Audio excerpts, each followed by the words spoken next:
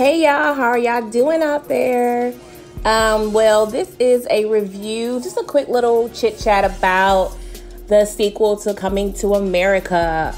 Me and the hubby decided to peep it out, of course, for the culture this weekend, and it was cool. Like, I enjoyed it. I already knew that, of course, 99% of my thought process was like, this can by no means trump the original Coming to America. So I pretty much went into it with an open mind.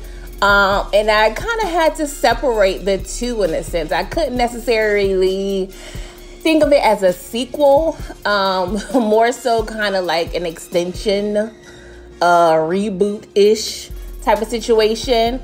To not pretty much hurt my feelings. I mean, Coming to America is a staple, is a classic. I mean, we all love it and treat it very dearly, and it's near to our hearts. So I knew, even though if they tried all their might, it just wasn't going to happen. But I actually, liked it. I mean, in terms of a score, I rated, I would say a 6.75. My husband give it a 6. And I enjoyed it. Like, I'm all for the ambiance and the vibe that it provided. I just love, like, the garb.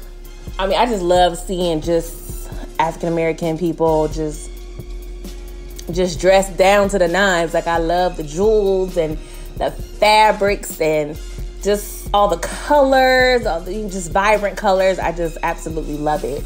So just seeing us black people looking all cute and whatnot, I'm all here for it. So pretty much the plot line is fairly simple. I think we pretty much figured it out way before the movie came out. And I already kind of knew the plot as well. I mean, it's kind of really the only angle I could have thought of. So pretty much, the throne is kind of at stake because Eddie Murphy has 3 daughters and doesn't have a male heir, to, take his place once he is gone. His father, James Earl Jones, King Jeffrey Jaffa. I know I'm fucking that up, but it's late. I'm tired. He's pretty much, on his deathbed, and the kingdom is threatened. I mean, the opposition, which is Wesley Snipes' character, he's trying to pretty much take over. And so Eddie Murphy character, he's pretty much torn. Like, he has to either find a male heir. If he doesn't have one, then he's probably going to be assassinated. And luckily, he finds out that he has a son in America, in Queens, due to a drunken / high night of passion with Leslie Jones's character. And so he finds his son, takes them back to Africa to pretty much groom him to take his place. Now, I mean, the acting was cool. I don't know. The son didn't seem like the best fit. I mean, of course, I'm not a casting director. So, I mean, I'm not sure what their options were. But I don't know. I just didn't believe him in a sense. Like, he wasn't really offering much ability for me. I don't know. But it's pretty much the same plot. They try to set up an arranged marriage with him. And he ends up falling in love with the barber at the castle. And, he's pretty much torn. So he realizes that, he doesn't want to marry the arranged person, which was Teyana Taylor, my fave. Oh my God, I love Teyana Taylor so much. Like, I just love her. Like, she's from Harlem. So that really kicked it off. But I loved her since Super Sweet 16. Like, I just love her. Like, there's no wrong she can do. She looked awesome. She looked, just great. Her outfits were on point. She had a good bit of roles. So, I didn't even see roles. A good bit of lines. She probably was in, like, maybe 4 scenes or so. But I appreciated it. I mean, she can't do no wrong in my eyes. And Rotimi was in there as well from Power. He had a few little scenes, so it was a good little time, little cameo. Lunel, Tracy Morgan, of course, Leslie Jones. It was a lot of good big names, but it was a good time. Do I feel like it was movie theater worthy? I don't know. I feel like if me and the hubby wouldn't have known, if it was pre-COVID and this was coming out and we went to the movie theater and spend like $40 in snacks like we always do. We get our nachos with cheese. We get our little drink concoctions. Not alcoholic drinks, but he normally makes a concoction of like orange soda and grape soda or whatever. But you know how the movie theater, they be overtaxing. So, spend $40 on that and then $30 on the ticket. And, just with a whole vibe and experience, I would have kind of probably, I don't want to say I've been disappointed, but yeah, I don't know if I would have walked out of there like, yeah, like I want to see it again, So, anytime with the hubby is a good time, but I don't know if that if that movie would have part of spark, some like excitement in me. But it brought us so much nostalgia. They had Sexual Chocolate there. The Old Man in the Barbershop, of course, they would have been dead and gone realistically by now because they pretty much looked the same 30 years later. Sherry Headley, I believe. I feel like I'm messing up her name. Who was Lisa. She's just gorgeous. Like I wish we could see her more. I saw her in a couple cameos here and there, a couple like 2000 like black TV shows, but I wish we see more of her. Like she's beautiful. I think she's a good actress. Like I wish she was around more, but she was just beautiful. Ooh, Lord. You would have thought I'd been watching Medea, but she was beautiful. It was a good, decent movie. Would I like immediately watch it again? If it was like on TV and I'm like cleaning, because they did have some parts where I legitimately laughed. Like Wesley Snipes was like, he provided a lot of comedy for this movie. I wish he would do like more comedy. Like, I'm so used to see him as like Nino Brown and Blade type characters and, Murder at 1600. Actually, he has been in a lot of good movies that I've liked. But I don't know. I don't think maybe he's embracing more of his comedic side as he's getting older.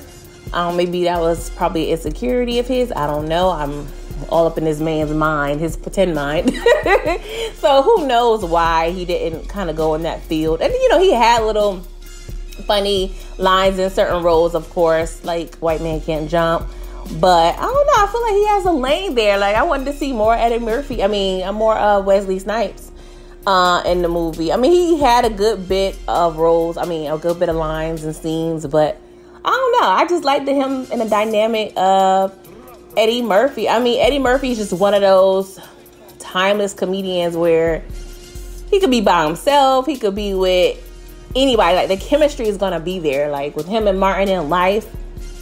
Just him and Nick Nolte and 48 Hours. He could just vibe off anybody, and it's hard to kind of have like chemistry like that with people, but he makes it seem so easy. I don't really remember Eddie being too funny in the actual movie. Like, I feel like a lot of my laughter came from other characters, but you can't deny him his crown. You just really can't.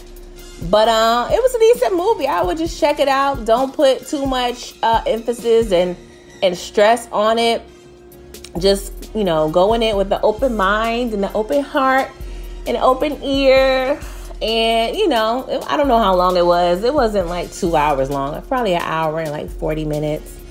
But yeah, it was cool. It was all right. I had to watch for the culture. It just one of them feel good. Like, it was just good to see like most everybody was still alive, and you see, of course, some people a little older. Why I cannot remember his name right now, but Father from Good Times. He was in there, of course, and they had a McDowell's in Africa, and he's like stole the whole situation about McFlurries. It was just real cute. It was real cute. I mean, I don't know. I just appreciated the fact that, you know, they brought the Africa vibe and the New York vibe. I mean, I'm originally a New Yorker, so I haven't been there in, oh my God. I didn't go all of 2020, of course, due to COVID. So, like, I'm really kind of feeling homesick in a sense because I go there very least once a year, twice on average, and I just miss it. So any glimpse I get to see of this city, regardless if it's a movie or a commercial, I'm just like, I want some Prince Street pizza, some BBQs. I just want to just feel that energy, and I just loved it. I mean, it was just a vibe. So, yeah, just check it out. I mean, like I said, don't put too much emphasis on it. They did what they could, I guess. I mean, it did feel a little rushed for certain parts. Like when he went to find his son in New York. It just seemed like very easy in terms of their transition from, oh, I'm the son of a king or a prince, and I'm going to Africa, and I'm going to train to be his heir. Like, it just seemed like all like too easy, but at the same time, I didn't expect too much of it. Like I said, I just wish they kind of maybe spent a little more time on certain things, just letting the story develop. But hey, it's COVID. I'm not tripping. Like, I'm appreciative of what we got at this point. So let me know how y'all feel about it. If y'all watched it, and if y'all not gonna watch it, like, tell me why. I'm just interested on y'all's views and opinions. But yeah, I mean, that's my review on Coming to America. I don't watch movies as much as I used to, of course. Me and my hubby, movies was like our thing. At least once a month we'll go to the movie theater. And, it's one of our little date night things. So, for a while we tried to, use our Fire Stick or find something on Netflix. But we just be so busy. It's not really something we do too often. So maybe if there's some movies coming out. There's a couple other movies I did see I wanted to watch. There's one with Michael B. Jordan and Lauren London. Oh, I can't remember the name, but it's on Netflix. So I love Lauren London. I love Michael B. Jordan. I'm definitely going to watch that. And there's something else. I can't remember. But we'll see. But thank you guys for listening. I hope you enjoy the rest of your day. Talk to you later. Bye.